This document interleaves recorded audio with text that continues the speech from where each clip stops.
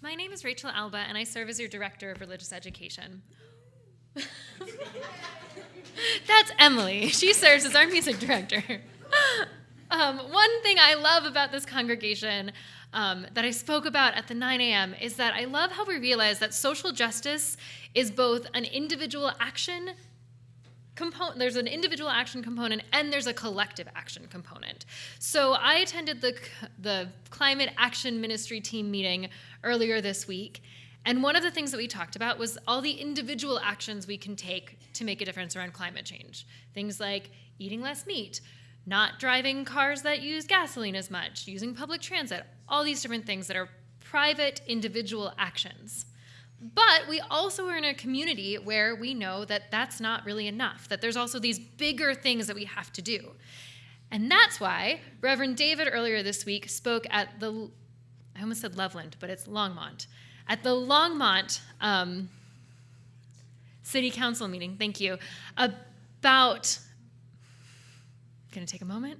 So Boulder County is trying to make a regional minimum wage that would be higher than the minimum wage for Colorado by a significant amount. And Reverend David spoke in favor of this and said, as a religious leader, as a Unitarian Universalist, we believe that people should make a living wage, even if they're making minimum wage. Now, the minimum wage that's being proposed is not enough to actually make it a living wage, but it gets us closer. And it was really cool to have him say that as a religious leader, that this is such an obvious thing that we need to shift in our community. If you want the full language that he spoke, it's on our Facebook page, and you can read it. It's brilliant.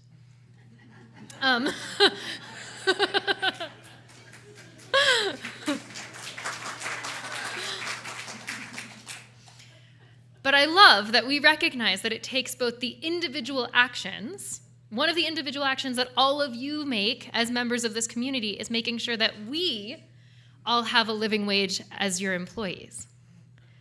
That's an individual action versus the bigger action of the larger community, and we know that those go together, which is so cool. So welcome to the Unitarian Universalist Church of Boulder, where we make a living wage.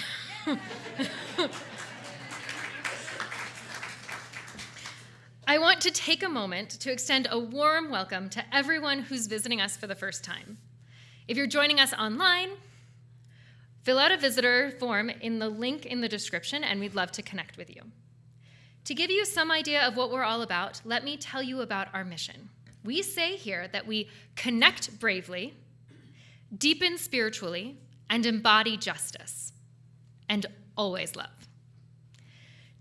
What we mean is that this community is inviting you into our shared time together today, but it's also inviting you into a way of life, a way of being in the world that may transform you. We want to grow as individuals and to welcome more people into this community, and we want to help you in your personal dream to make the world and your life better. So there you go, church in a nutshell. Next Sunday, we gather to kick off the church year with one all-ages service at 11 a.m. So if you have a favorite spot in this room to sit in, you want to get here early. And it'll be followed by our annual barbecue hosted by the men's group. Bring a bit of water from home or from your summer travels to share with our annual water ritual. So everyone bring water from your favorite places. We'll gather them together as a sign of our union as a community. Today, immediately after the service, newer folks are warmly invited to meet Reverend David in the listening room, which is back there. It's time to explore what UUCB is, get to know each other, and learn more about community. Finally, during coffee hour, our Climate Action Ministry team is once again writing to registered voters who prioritize the climate but may not actually vote. In this final round, they plan to mail 500 reminder postcards on October 2nd. Please consider visiting their table in the Sky Room after the service. If you walk in, it's right on the left-hand side. Completing a postcard is simple. It takes about 3 minutes, and our goal is to do 75 postcards today. So, fun thing to do during coffee hour. And then finally, this is so exciting. We now have monthly printed events calendars. It's a catalog of everything that's happening this month with a message from Reverend David on the back. So I encourage you to take one home. It's super fun. Okay. Where are they? They are on the windows that lead into the office? They're right there on that table or on that countertop. Okay. Each week when we gather, we light our chalice, just as 1,000 other congregations do each week in this country. It is a symbol of our Unitarian Universalist past, present, and future, and it's a visible reminder of our interconnection. I'd like to invite Sharon Ballou to light this morning's chalice. With her pyramid architecture skirt. My name is Sharon Ballou, and along with my husband Bill Ballou, I joined UUCB in 2006. Bill is now in hospice care at Alta Vita. Before moving to Boulder, we were members of the Jefferson Unitarian Church in Golden in the late 1990s. Bill was instrumental in the project to expand their worship space to accommodate a growing congregation. So this past spring, when our Board of Trustees invited us all to consider working on a building expansion committee, I accepted the invitation to volunteer, in part to honor Bill's legacy. Since April, I have met regularly with the building design team and the architecture team. We are charged with serving the dream of a larger and more welcoming church. I would like to tell you my story about a house. In 1975, my first husband and I bought a house. We were 28 and the house was 30. It was a World War II bungalow on a lovely mature lot. We were vigorous and capable, and immediately upon closing, we began work to remodel, restore, and refurbish the small house. We started with paint and wallpaper, floor refinishing, kitchen lighting, and what my mother called elbow grease. We planted a large vegetable garden and 4 fruit trees. We imagined how the space would accommodate a family with children. We were building our dream. In 1977, I was pregnant with a son coming in August. That spring, we decided to build a redwood deck on the back of the house, then knock out the exterior wall and install a sliding glass door into a back bedroom. The small room, with a view of our majestic maple trees and egress to the south side, became the nursery. Then in 1978, I was pregnant with our second child, and after deciding not to move into a larger house, we hired an architect to help us design 400 square foot space with a solar greenhouse attached on the south side. Additionally, we installed solar panels on the roof, which were ducted to a rock bin under the greenhouse. This part of the project was exciting because of the new energy-wise technology that we were discovering and applying. The added interior space was to become our bedroom, a reading nook, and a master bathroom. To save money, we bargained with the contractor builder to use our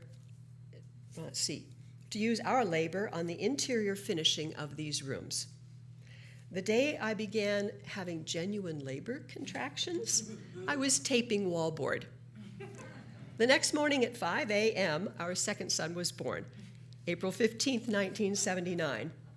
We quickly filled up that new space. Our dream of a happy family home was soon buffeted by the reality of hard work and challenging relationships.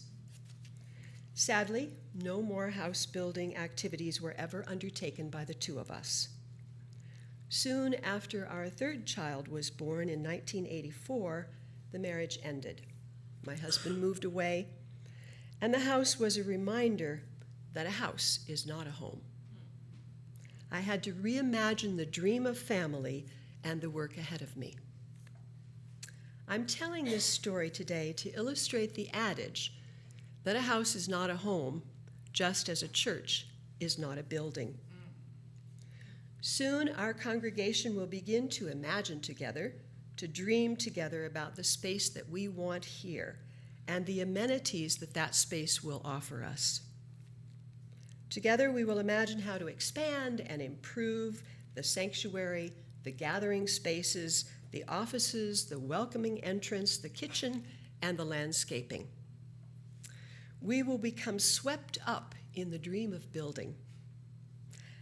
Our invitation today is to remember who we are building for and what our community will experience during the process. UUCB values are our home.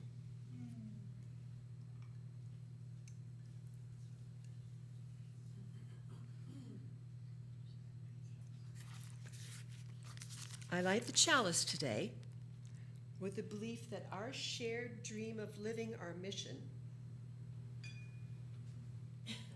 throughout the expansion project will keep us well. We are invited to connect bravely, deepen spiritually, embody justice, and always love.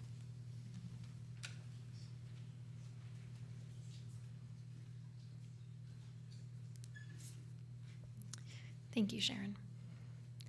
Our covenant is the promise we make to each other about how we will be together in community. It is simple, it is demanding. In person and online, will you join together as one to speak it aloud? You can rise in body or spirit. Hold hands if you want to. We gather in fellowship to speak truth to each other, to reach out and touch one another, to care with each other, and to seek the truth divine. So be it.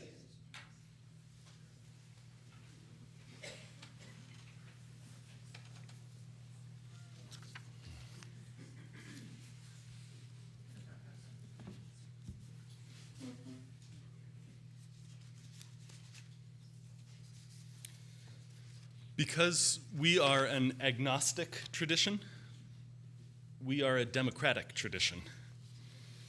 We're agnostic. We're pretty sure that none of us have everything figured out. We each have a whole lot of things we believe pretty strongly and definitely, but we're pretty sure that none of us has the whole of truth with a capital T. And we tend to be suspicious of people making that claim. So we're a democratic tradition. If none of us knows everything, it stands to reason we should all put our heads together, try to collectively discern what to do. We do that for church business. You'll elect your board, you vote on a budget, you'll vote on a plan for a capital campaign once all the planning and input and discovery and wrangling with the city of Boulder is done. We're a democratic tradition. We do it for church business, but we also do it for our larger politics outside of this room. Unitarian Universalism is not a tradition that retreats from the world, not a tradition that runs from engagement. We take our values into the public square and we speak from them. On Tuesday this week, I gathered in a jam-packed Longmont City Council meeting along with a number of other Unitarian Universalists and labor organizers to speak in support of an increase to the minimum wage. A few years ago, recognizing that different parts of the state have wildly different costs of living, the Colorado legislature allowed cities and counties to set a local minimum wage. Unincorporated Boulder County has already started to move that wage up. The city of Boulder is on that path too, and now Longmont was considering whether to follow and how quickly. The current minimum wage does not come close to providing the resources a person needs to live. And because of that, just like religious communities all over this county, just like nonprofit and social service agencies do all over this county, we step up. We run food drives, toy drive. We help with rent and grocery cards and gas money through the minister's discretionary fund. And all of that is exactly the right thing to be doing. And in doing that, we are part of the network that subsidizes an unlivable minimum wage. We're part of providing a safety net that allows employers to pay people less than they need to survive on. Our elected officials at that council meeting considered the economic analysis. There were so many slides. They heard input from the public. They tried to figure out, how do we design this thing? What are all the ins and outs and details of implementation? And it's easy to get caught up in all of those technical questions. My job there, and I think our job collectively, is less complex than all of that. Our job is to say simply and directly that it is unjust for employers to pay a wage that keeps a person in poverty. We're an employer, this church. We're a staff of 7, just 2 of us full-time, funded only by free will donation. This is like an early plug for the pledge drive right now. But in these post-COVID years, with expenses up, each year when we budget, we have to decide, do we hire more staff, or do we pay a living wage to the staff that we have? We could dearly use a bigger staff team. I know what the next 4 hires would be if $1 million showed up. But we saw, just like you did, rent jump and grocery bills jump and the price of everything goes steadily up. And we decided, first in conversation on the personnel committee, and then with the board, and finally in this room, when you all voted on the budget, we decided to pay at least a living wage to every person on the team, and you were part of making that happen. There are a dozen other things we could have done with that money that would have advanced our mission and our vision, things that would have helped us grow faster and do more. And we collectively decided not to treat our staff like a means to an end, but like people who deserve fair pay to live on. The economic argument at the city council meeting was convoluted and nuanced and heavily footnoted, but suggested a net positive effect from moving steadily forward in the minimum wage. The moral argument is much simpler. Our heritage from 2 centuries of Unitarian Universalism in North America is freedom and reason, hope and courage built on a foundation of love. And we gather each week in compassion and strength to reunite body and spirit, remembering and rededicating ourselves to the things of greatest worth in our lives, remembering what matters and what counts. I get to stand here and say, it's not my job to do this. It's all of ours. It's an invitation. On this Labor Day and every day, it's a religious heritage that calls every one of us to name and witness our values in the public square, however imperfectly. It's a serious task done joyfully, a celebration every week of history and hope, a celebration of community and connection to each other and to every person. Will you rise in body or in spirit and join in singing number 347, Gather the Spirit.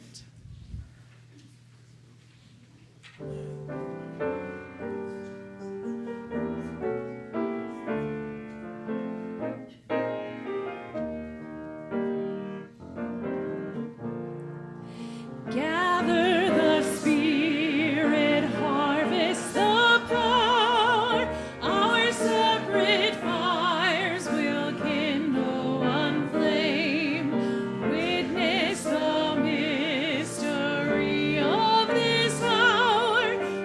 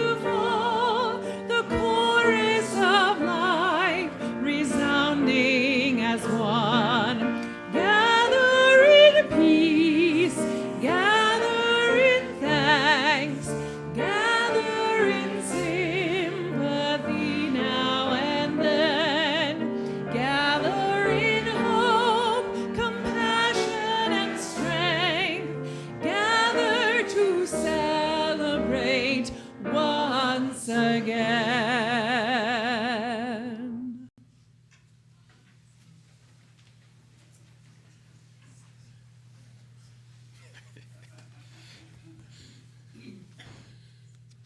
Tell you a story that my friend and colleague, the Reverend Nathan Ryan, told. I may have told some of you this before, but the image, this is a clue. Nathan says, years ago when I was a camp counselor, we had one camper who always misbehaved so egregiously, I never knew how to intervene. One morning, Nathan says, one morning I saw him with a toasted bagel on his plate. And he took his knife and he went toward the cream cheese table. You know, everything that you could put on a bagel was on that one table. There's jam and butter and a huge industrial block of cream cheese, 3 pounds or more of cream cheese, the size of a log of firewood. Kid took his knife to the log. And he did not take a reasonable amount and spread it on the bagel. And he did not even take an overflowing knife and spread it on the bagel. That little boy took a slice out of the log. It was probably 4 or 5 inches thick of cream cheese. And he put it between the bagel halves, and he planned to eat it like a sandwich. Nathan says, I was responsible for him, for his health and safety, the 2 weeks that he was at camp. Certainly, eating a month's supply of cream cheese in one sitting was going to have ill effects on his health and safety. I knew it was my job to intervene, so I did what any reasonable adult would do confronted with the situation. I just sat there. Did I know intervention was needed? Absolutely. My brain ran through every possible explanation of why he was not allowed to do that. It's dangerous. You are eating 75 servings of cream cheese. The problem was this. Because his action was so outside the normal thresholds of our human contract, I was paralyzed by the absurdity of it. I knew I needed to do something different, but it was so strange, it was like my brain forbid me from acting. And it's not just the kid's fault. Someone raised this child to think he could eat that way. The camp gave him access to 5 pounds of cream cheese. None of his peers jumped up to stop him. Isolating this kid, shaming him would not have been the best thing to do, and he might have stopped in the moment, but the damage done would be greater. What I needed to do was find a way to help him understand he was eating an absurd amount of cream cheese without threatening his dignity. I guess what I'm asking, says Nathan, I guess why I'm telling the story is this. When you see something that seems wrong, say it. Find some way to name that action, to denounce it, to disagree with it, while preserving the dignity of the enablers around it. There's 1,000 choices in the 2 months ahead in this election season, 1,000 questions that come up where you will get to decide whether to say out loud how you feel. Tell your family, tell your friends, tell the people you love how you feel. Use emotions. Say that you feel love, that you feel fear, angry. Tell them about the world that you want to be made real. And don't distance yourself from them to feel better about yourself. It feels so good when they're clearly wrong, right? It's a much harder thing to do to say, I don't believe that. And please, please, please, if you eat cream cheese, be reasonable. You take a breath with me. We'll join in prayer and meditation.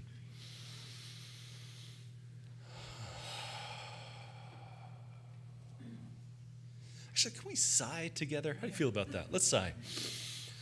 That feels good.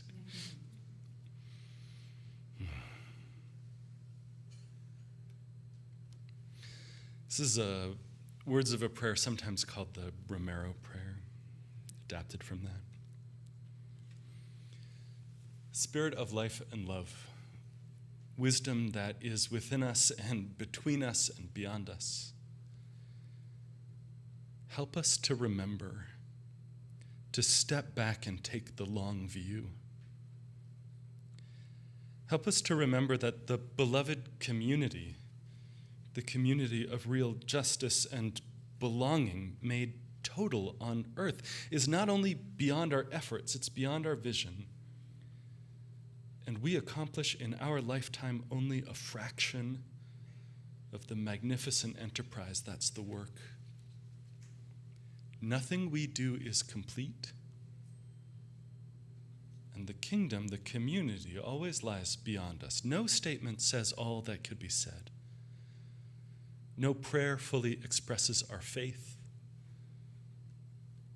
No confession and repair brings perfection. No pastoral visit brings wholeness. No program accomplishes the whole of the mission. No set of goals and objectives includes everything. This is what we are about. We plant seeds that will one day grow. We water the seeds already planted, knowing that they hold future promise. We lay foundations that will need further development, and we build on the foundations of generations. Help us to remember that we cannot do everything and that there is liberation in realizing it. Liberation that enables us to do something and do it well. It may be incomplete, but it is a beginning, a step on the way, an opportunity for grace, for love, for community to enter and do the rest. We may never see the end result, but we are workers nonetheless, prophets of a future not our own. Be together in silence for a few moments.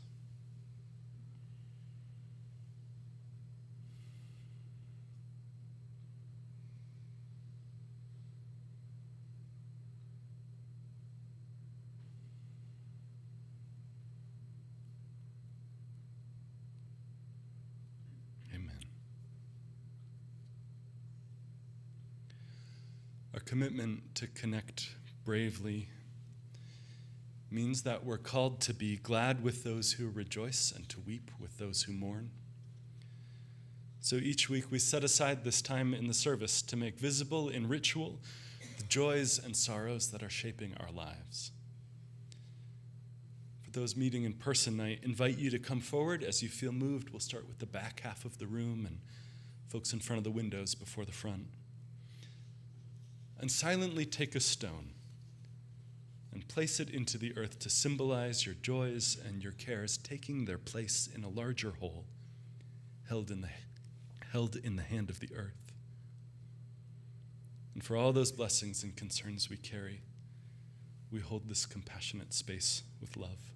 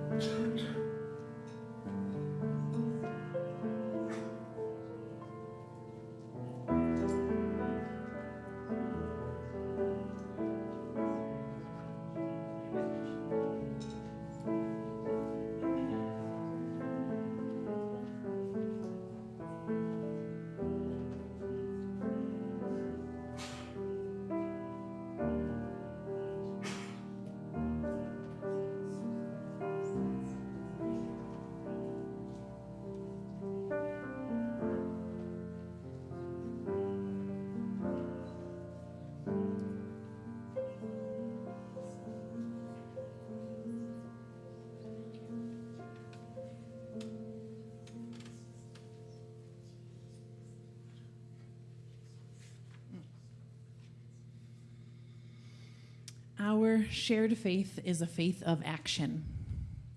As Unitarian Universalists, we are called to be present to the world around us. And we are called to tell the truth about what we see and to speak up against injustice and to find a way to hope. And that's what this song is about.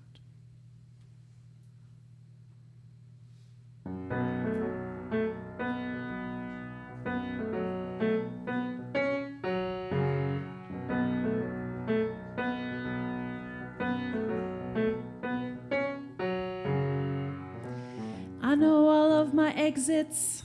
I'm always planning my escape. It's the most aggressive symptom of this collective phantom pain. And the more that you ignore it, the more it makes you go insane. Just look around.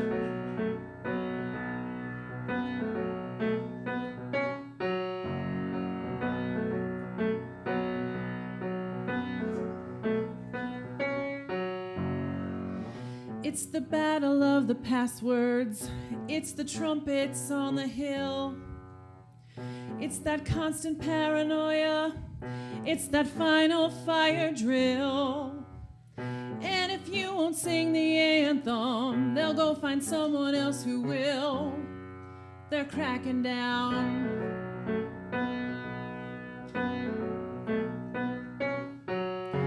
We're living in the future. So shine a little light. It may not make it any better. I'm just hoping that it might. I'm not talking about forever. How about just getting through the night? We're living in the future. So shine a little light.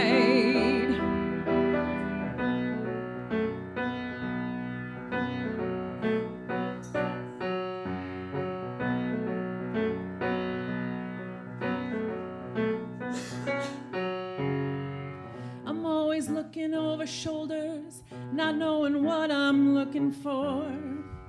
Now that the feeling someone's watching isn't just a feeling anymore. Now that both sides of the aisle are as good at keeping score, we've crossed a line.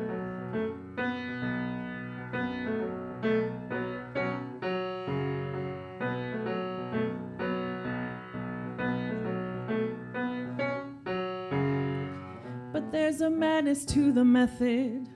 There's a market for the fear.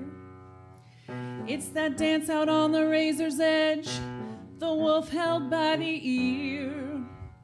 It's the man behind the curtain. It's the way of all frontiers since the dawn of time.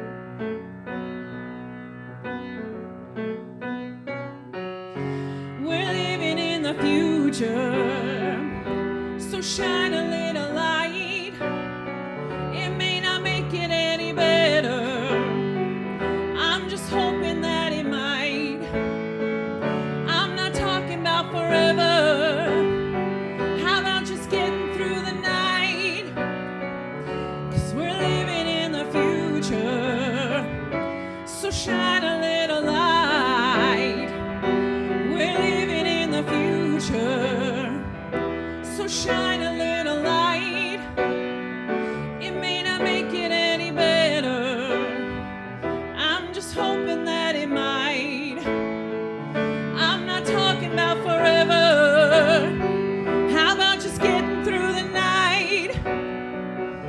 We're living in the future. So shine a little light.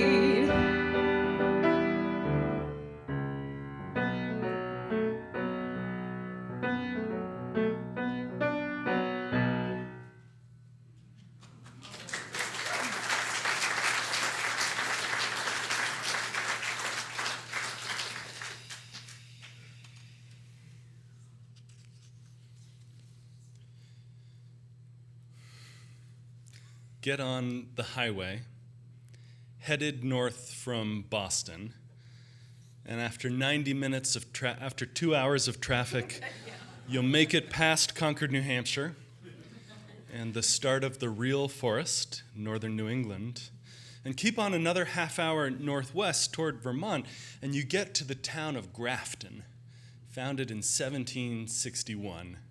Have y'all been to Grafton, New Hampshire? Me? Yeah. Wow. For those of you online, there's a surprising number of people who have been to Grafton in this room. Here's what the town's website says. Grafton has see if it lines up with your experience. Grafton has a bit of everything, including tightly knit villages, tracts of wilderness land with densely forested mountains, large farm fields from yesteryear, and a variety of quiet ponds and rivers where you may roam with your canoe and hear the loons call and enjoy a sunrise.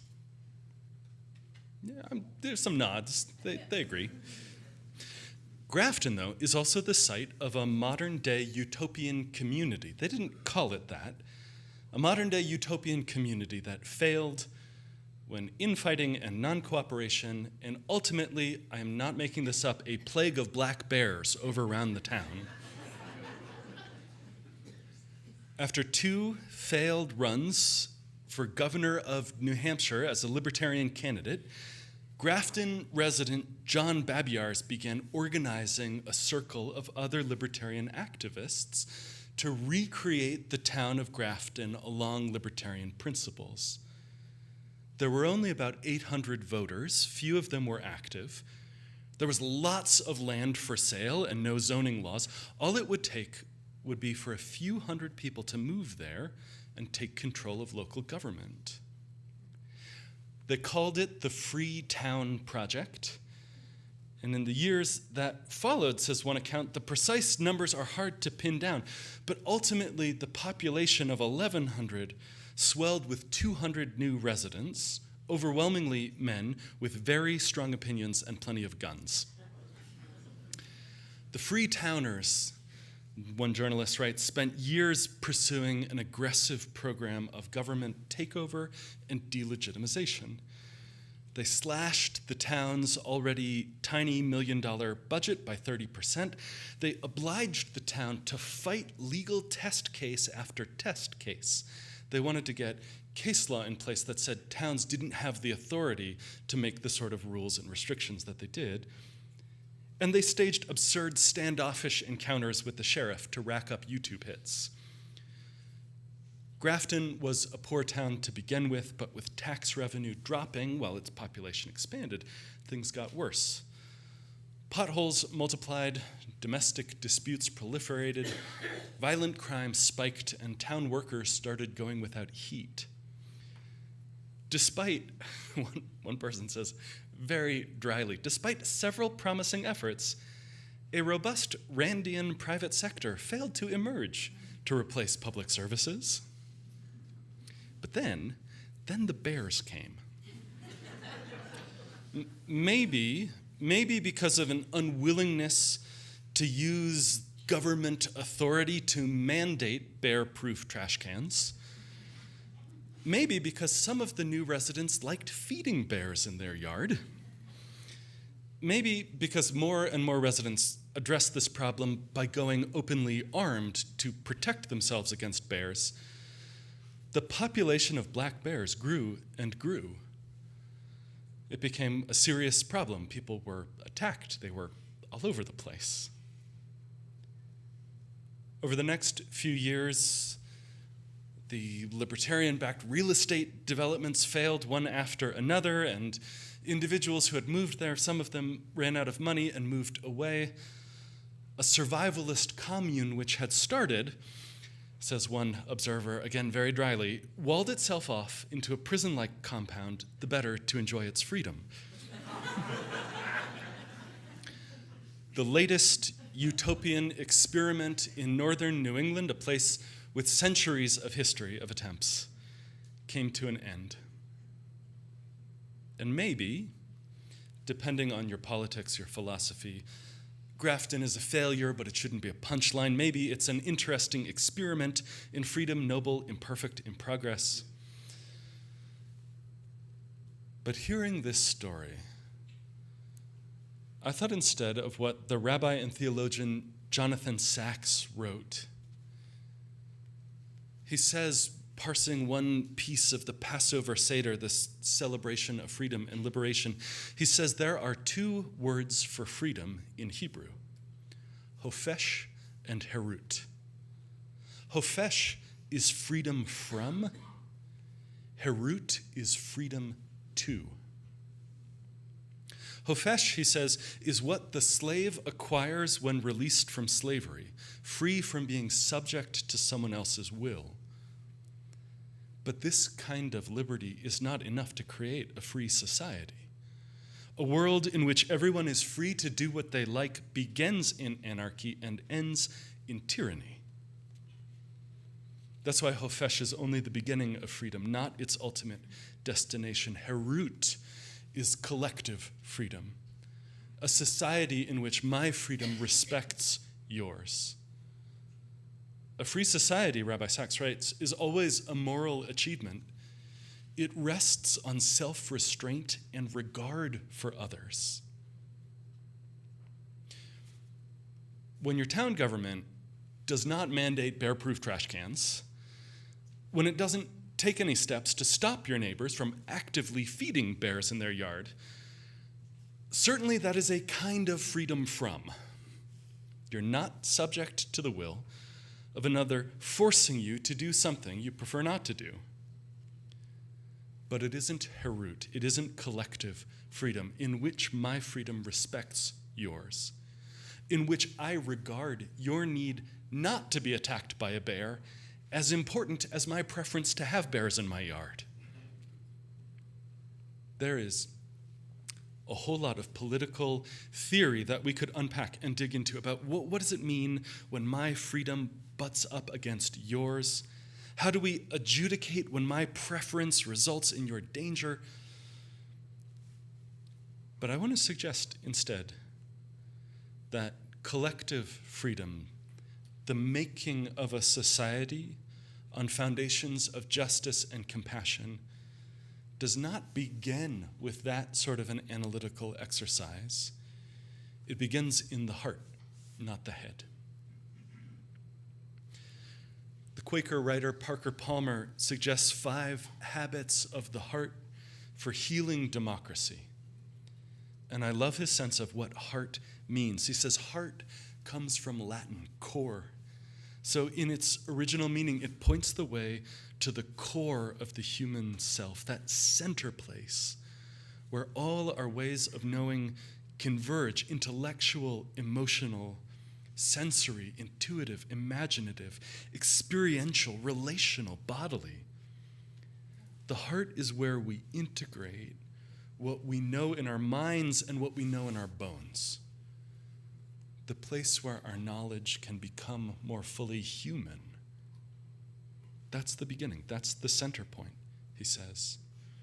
For 5 habits that begin with an understanding that we're all in this together and an appreciation of the value of otherness, that none of us are separate from each other, that we're interdependent, and that we live in a community which is plural, in which our different preferences, our different beliefs, our different desires and goals and motivations are not evidence that something has gone wrong with society, but in fact are the society that we're trying to build, a plural place.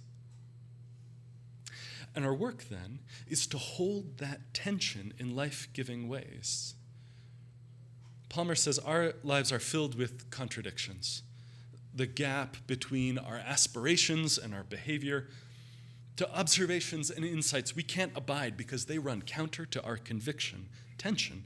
If we fail to hold this creatively, the contradictions will shut us down and take us out of the action. But we can hold that tension in life-giving ways. I feel this sharply with climate change.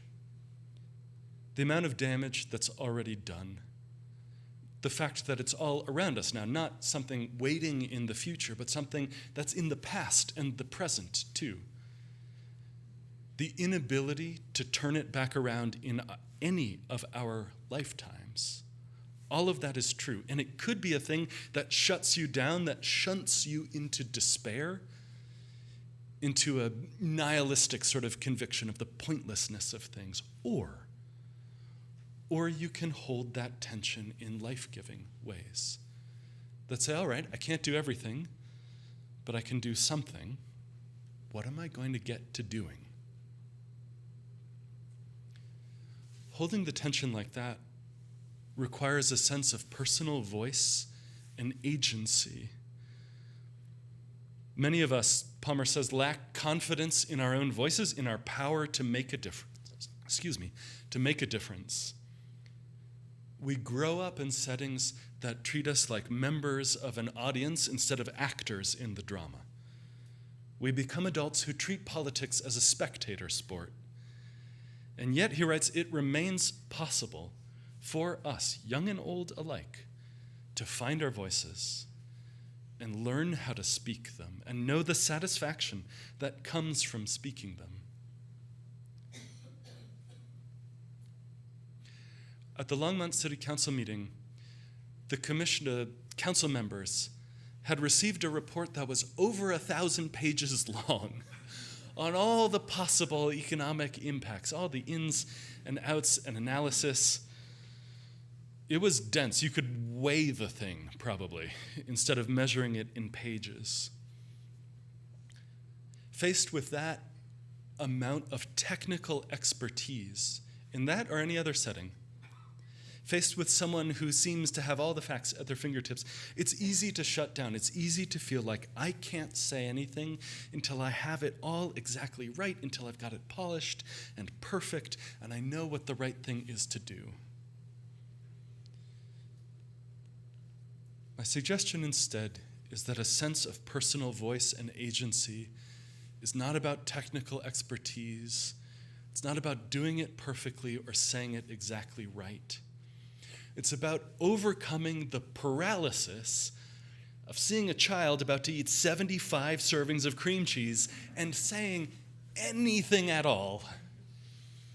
Anything at all is enough in that moment, especially if it comes from the heart. Speaking to the anger or the fear, the worry or the hope that you have, that's enough. That's enough. And part of what assures us of that is the community around us. I don't show up at a city council meeting excited to speak in front of them. I show up nervous. I'd never been in that room before, but what supported me and buoyed me was a little community of UUs and labor activists who were waiting outside, who I chatted with, who showed me where to sit, a community that supports you in the ability to speak from your heart and find your voice. Parker Palmer, he boils all of these down, these 5 habits, that we're all in it together. An appreciation of the value of otherness, an ability to hold tension in life-giving ways, a sense of personal voice and agency, and a capacity to create community. If you don't, I already don't remember all of those. He boils it down. He says 2 things. Take these 2 things. What we need to heal the heart of democracy is chutzpah and humility. Chutzpah and humility. Chutzpah, knowing that you have a voice that needs to be heard and the right to speak it. And humility, accepting the fact that your truth is partial, so we listen with openness and respect. We listen to each other as much as we speak our voice with clarity and conviction. Chutzpah and humility. Our heritage from 2 centuries of a Unitarian Universalism actively engaged in the moral conversation in the public square, not just from the pulpit, but from every one of us in conversation. Our heritage is freedom, reason, hope, and courage, built on a foundation of love.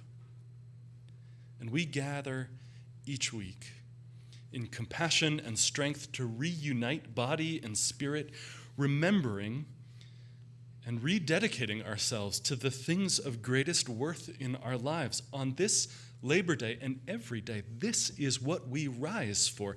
This is what we raise a trembling voice in the public square, which also means conversation with your relatives over dinner.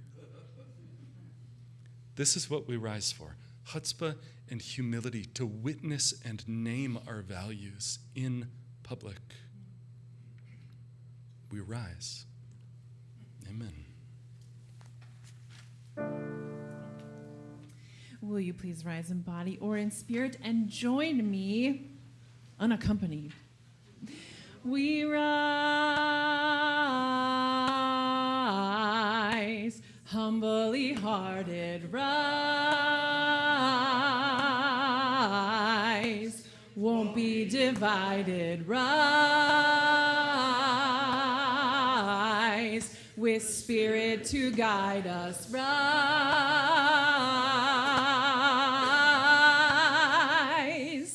in hope, in prayer, we find ourselves here. In hope, in prayer, we're right here. In hope, in prayer, we find ourselves here. In hope, in prayer, we're right here, and we rise.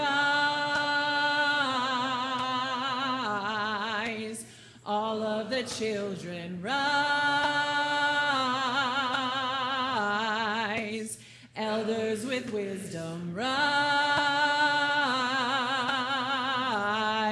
Ancestors surround us, rise.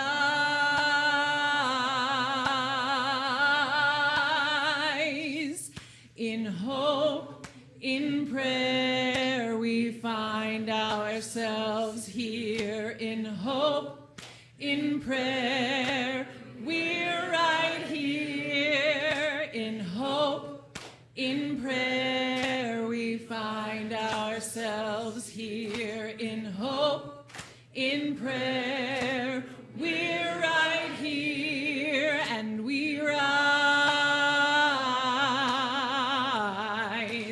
humbly hearted, rise, won't be divided, rise, with spirit to guide us, rise. One more time. We rise, humbly hearted, rise, won't be divided, rise, with spirit to guide us, rise.